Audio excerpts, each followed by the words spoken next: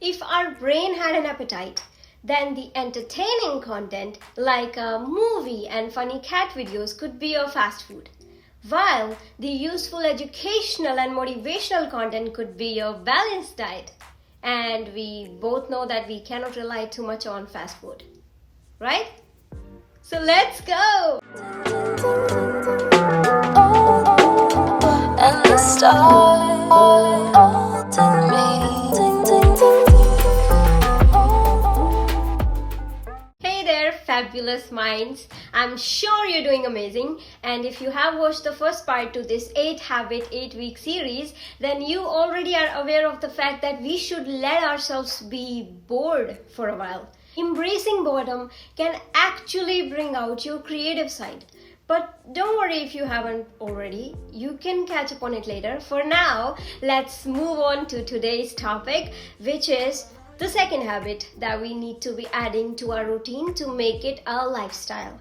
But before we do that, I'm sure you must have remembered that I gave you a homework. Technically, it wasn't a homework. Now that assignment was totally optional. So it's okay if you haven't done it.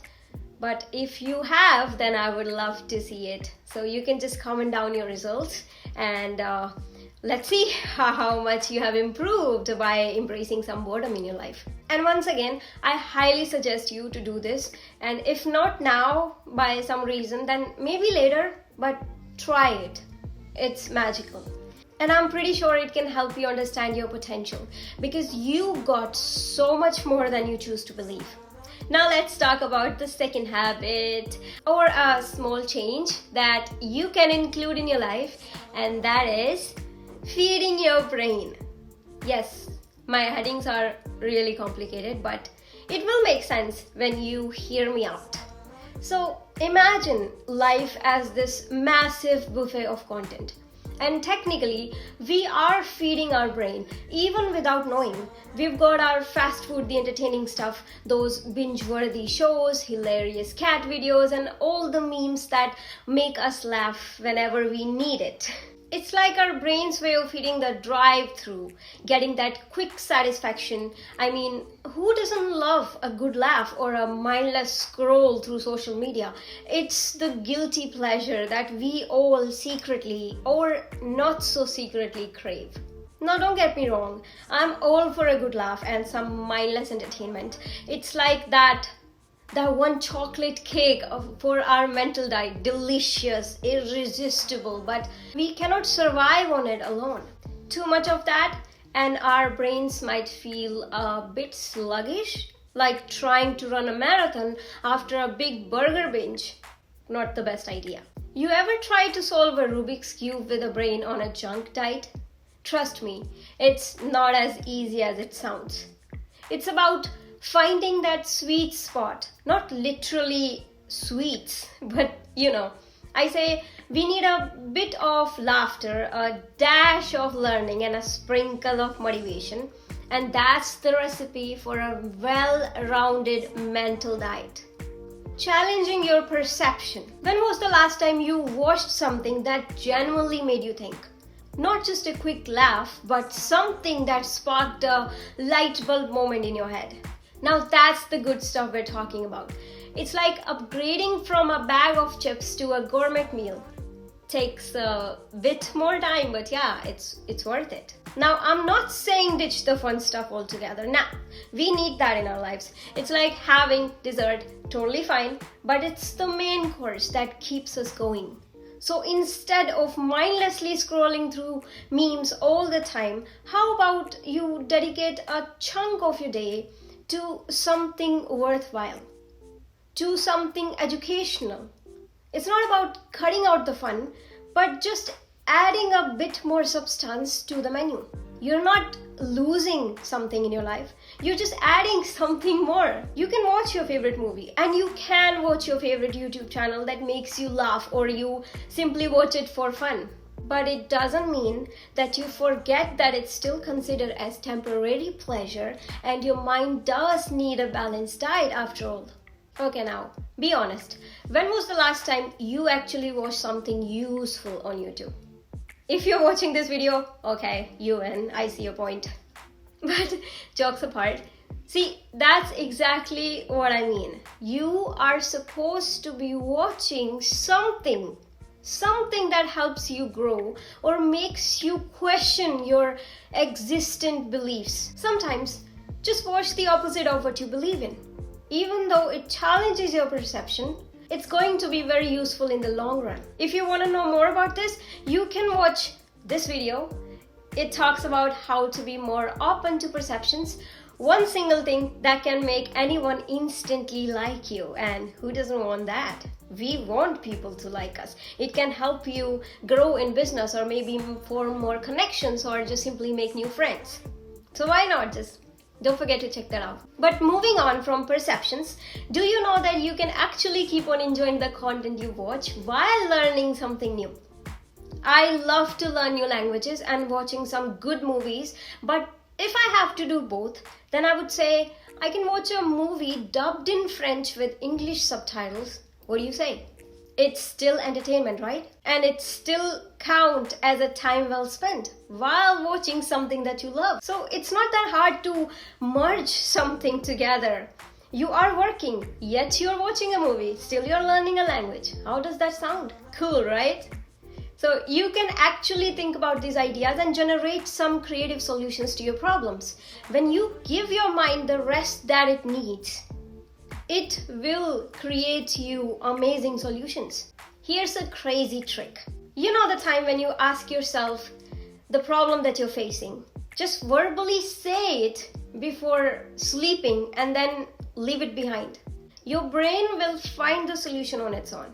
It takes different amount of time for different people, but still, if I have to find a common ground, then you will definitely have the solution one way or the other. For example, I am confused about something or I am facing a problem in my life right now. Here's what I need to do. I only need to ask my brain, why am I feeling lazy all this time? And then sleep on it. The next day, when you wake up, you will get the answer to your question. As I got the answer to my question. I was eating a brownie and suddenly my brain said that it's because of too much sweet. And I'm like, what are you talking about, dude? We're like, yeah, it's because of sweets. Then I realized, oh, it must be the sugar that makes me lazy. After I researched a little bit and I found out that yes, sugar gives us some kind of adrenaline in the morning. Think of it as a reward, a prize that you're supposed to be earning by doing something in your life, but you are giving yourself that free dopamine without doing anything in the morning. Now, don't lie to yourself. Sweets are some kind of reward, and we are not supposed to be giving our body the prize the moment we wake up, right? We are supposed to be doing something to earn it, and that's how I got the answer. There's nothing in this world that you cannot do, but not everyone can relate to it. So I would prefer you shall seek the answers you're looking for. Ask yourself questions and you will answer. But give it some time to process. And you can only do that by being still, by being there in the moment, in the present moment. As we have already discussed in the first part, that how important it is for us to embrace some kind of boredom in life so we can feed our creativity and get better ideas. So later, feeding your brain with something good can help you maintain that momentum. You know, when you're working on something and you're finally in that zone and you don't want to be disturbed, so you can get it done easily because you are feeling the hang of it. You are finally enjoying your work and ideas are just flowing perfectly. Don't break that momentum because it's going to take you a whole lot of time to get back. It takes me 25 minutes to start writing again. I struggle, okay? So when you serve your mind with something similar, you get encouraged to do more. If you are watching a movie, then you can never suddenly feel like studying, right? That's weird, and I've never seen anyone like instantly standing from their desk and going to study. So for me, I love to read before I write. It helps me get into that momentum so I can get it done easily. You can suggest your brain something similar that you want to do and then let things happen on its own without struggling to get to work. Research also suggests that exposing our minds to a variety of content, including educational and motivational material, can actually enhance your cognitive functions. It's like sending our brains to the gym, but instead of lifting weights, they're lifting knowledge and inspiration. The more we challenge our minds, the stronger our neural connections become. It's like creating a super highway of information, making it easier for us to tackle new challenges and think creatively, thinking outside the box, knowing that I didn't know I had it in me. So picture this. Your brain is this incredible garden and you only plant the same type of flowers. Let's say the entertainment flower. It might look pretty, but it won't thrive as much as it could. Now imagine planting a variety of seeds. Some for learning, some for motivation, like courses, or some for pure enjoyment. Your brain garden suddenly burst into this vibrant landscape full of different colors and textures. Each type of content that you consume becomes a unique bloom, contributing to the overall beauty and richness of your mental garden, or should I say mental health. Finally, before I go, think about your mental diet like a chef curating a menu. You wouldn't serve your guests just one dish, right? It's the combination of flavors and textures that make the dining experience more memorable.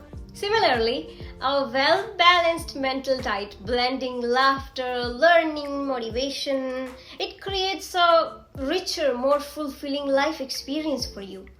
So, my people, let's be the chef of our own minds. Let's savor the diversity of content, relish in those flavors of knowledge, and let the aroma of inspiration linger. Don't forget to download your assignment from the description or the pinned comment. Once again, this is not mandatory, but it's free and it can help you improve yourself, so it's worth trying. What do you say? Comment down your thoughts below and make sure you like this video if you haven't already, and do subscribe to my channel to stay updated for the third part, because I'm gonna post it every Sunday. So hit that bell so you won't miss this 8 Habit 8 Week series. Remember that it's not about restricting ourselves, but expanding our palette, making our mental feast a collection of growth and joy. Keep those minds well fed, and may your intellectual gardens flourish with the beauty of a diverse and nourishing content landscape. Until next time, happy feasting. Signing off.